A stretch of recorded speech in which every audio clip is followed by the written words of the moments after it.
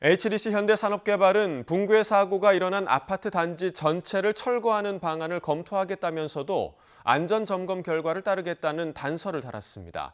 일부 입주 예정자들은 계약 해지를 요구하고 있는데 현대산업개발 측은 시행사와 논의해봐야 한다는 입장입니다. 조태현 기자가 보도합니다.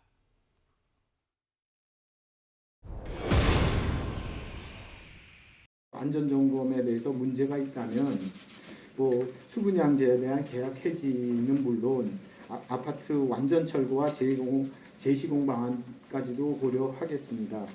정몽규 회장은 사고 수습 대책으로 완전 철거와 재시공 검토라는 카드를 꺼내들었습니다. 사고가 발생한 201동뿐만 아니라 단지 전체에 대한 철거까지 고려하겠다는 겁니다. 안전 점검 결과를 보고 결정하기로 했는데 설령 붕괴 건물을 제외한 다른 곳에 안전에 문제가 없다는 결론이 나와도 입주 예정자들의 불안감을 해소할 수 있을지는 미지수입니다.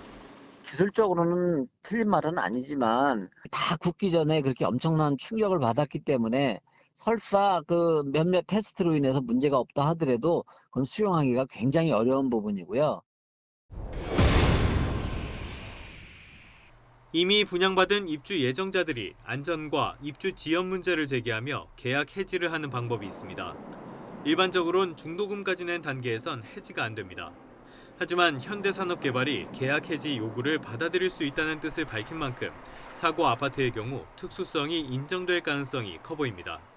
일반적으로는 중도금을 낸 이후에는 그 계약 해지가 어려운데 계약 해지를 고려하고 있다는 것은 아마도 법정 해지권 내지는 약정 해지권의 발생 조건을 나름대로 충족했다라고 판단한 걸로 보입니다.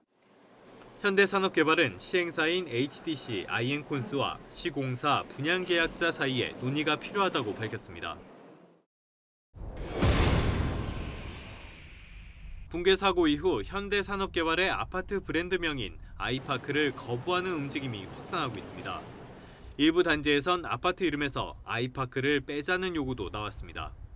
통상 이름을 바꾸려면 입주민 동의와 지자체의 승인이 필요합니다. 하지만 브랜드명을 아예 떼버리는 건 전례가 없는 일이라 일종의 상표권을 가진 시공사의 동의도 필요한지에 대해 명확한 답은 없습니다.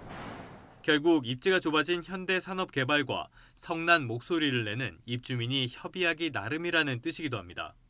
YTN 조태현입니다.